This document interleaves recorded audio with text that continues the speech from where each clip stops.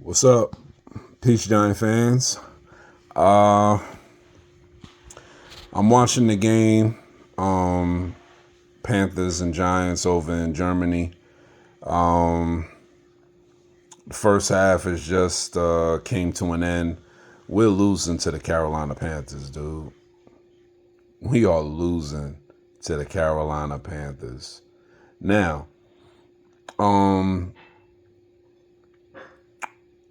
I don't know. I don't know what to say.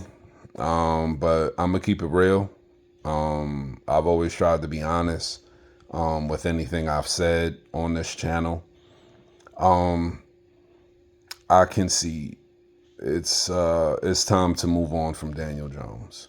I'm not one of these people that say Tommy DeVito's the answer or Drew Lock is the answer, because we all saw Drew Lock when he came in the game when Daniel Jones was benched a couple games ago, and he was throwing balls in the dirt and all kinds of stuff. It's clear he had nerves, but we need to move on. The offense is stagnant; it doesn't move. Well, I think it's a three-pronged problem. The first problem is Daniel Jones. The second problem is Brian Daboll, because Daniel Jones, we all know what he doesn't do. He's a one-read guy, but now even the one read, he's not making the throw. So you mean to tell me you got to be wide the hell open for Daniel Jones to throw you the ball, because he does not have confidence. He thinks everything he throws is going to be an interception, and he's not willing to make those tight window throws. He's not willing to do it. He'll eat a sack first. He doesn't even throw the ball away. He'll eat a sack. You know what I mean?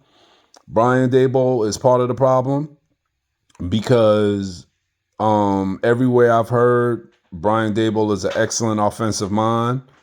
But he's wearing too many hats. Okay? Brian Daboll is the head coach of the New York Football Giants. His job is to be a head coach. Manage the game, timeouts, players, substitutions, whatever. His job is to do that. His job is not to be calling plays, trying to manage the game. He's doing too much. You kept Mike Kafka and you made him the assistant head coach, and then you took play calling duties from him. What fucking sense does that make? What sense does that make? You know what I mean? If you want to do everything by yourself, you're not going to be good at anything. And Brian Daboll needs to take heed to that. You got an offensive coordinator. You wanted to keep him because you didn't want him to go interview with anybody else. But now you just sit there and have him talking to the quarterback. Really? And third of all, this run defense, man. I mean, yeah, Chuba Hubbard is a good running back. He was a good running back in college. But good God, he almost got 100 yards in the first half? Really? This run defense is horrible. Horrible. They are so pressed about getting after the quarterback. They not maintaining lane integrity, nothing. And the substitutions we're making are questionable. You know what I mean? I saw 3 straight plays where Boogie Basham was in for a whole series for the Carolina Panthers. What the fuck? Why? Really? Boogie Basham? We really gonna go there? Why is Azeez Ojulari not playing against Brian Burns? Offensively, Brian Daboll, you supposed to be a mastermind and this, that, and the third. Why aren't we running more bunch formations so we could get guys out of a scrum and get more one-on-ones? You know what I mean? It was a He checked Daniel Jones, checked down. He had Malik Neighbors deep, and he had Jalen Hyatt cutting across deeper, wide open. Then you had Malik Neighbors underneath and Wan'Dale Robinson, who doesn't even run deep routes like that, wide open. And Daniel Jones ate the sack. I mean, come on. He can't pull the trigger. He can't read defenses. And it's been 6 years. It's time to move on, man. It's time to move on. So, we need a young quarterback. I don't know if Daniel Jones is going to be on the roster to groom that young quarterback because he's clearly shown he's not worth it. So maybe we'll keep Drew Lock, you know what I'm saying, and then have a young quarterback and then go with that young guy. But we need to go on a youth movement. I've been looking at some draft simulations. And I mean, I know y'all are gonna criticize it, have a lot to say, but I'm being real with my drafts. I'm trading Daniel Jones for like a 5th rounder. You know what I'm saying? So, you know what I mean? I'm not faking the funk on that. You know what I mean? I'm not sitting there saying, oh, just because he's a quarterback, I'm going to do a draft simulation and we're going to get a 2nd round pick out of it. It's Daniel Jones. You know what I mean? And we'll be lucky to get a 5th round pick, honestly. But there'll be somebody out there that'll feel they can do something with him. But this is looking horrible. If we lose to the Carolina Panthers, which is a good possibility, they need to look at making wholesale changes, bro. And as you see in my mock drafts that I'm doing, and I'll show one of them later, I'm doing wholesale changes, bro. I'm trading Deonte Banks. I'm trading Daniel Bellinger, Daniel Jones, Darius Slayton. I even traded Wan'Dale Robinson. You know what I'm saying? I'm not playing. I even traded Kayvon Thibodeau. And a lot of y'all are going to sit there and be like, oh my God, you traded Kayvon Thibodeau. Look, man, Kayvon Thibodeau is not showing that he was the 5th overall pick in this draft and 2 drafts ago. He's not showing it. He is not showing it. He is getting outplayed by Aiden Hutchinson, my man from Michigan. And it's not working. It's not working. So, and now he's hurt. You know what I mean? The sack totals are not there. They are not remotely anywhere near you would want your edge rusher to be at. I think they need to trade Kayvon Thibodeau while he's still marketable, because next season he's going to be asking for a new contract. So you going to tell me you got Dexter Lawrence making $90 million, you got Brian Burns making $150, and you going to give Kayvon Thibodeau a $100 million contract? Really? Really?